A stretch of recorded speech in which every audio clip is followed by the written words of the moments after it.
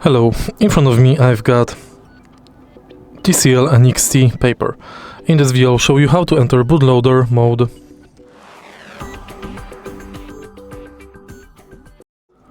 In the beginning we have to enter recovery mode. In order to do it, turn off your tab and now simultaneously press and hold power button and volume up button. When you see Android logo, release the power button.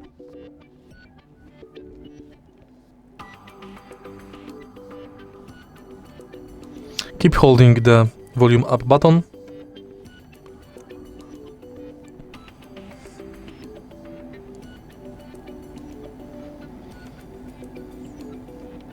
And now use the volume down button and select Reboot to Bootloader. Press power button to enter it.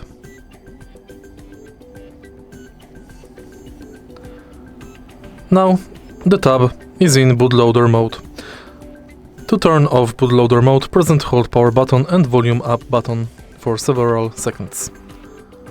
If you find this video helpful, please leave like, comment and subscribe.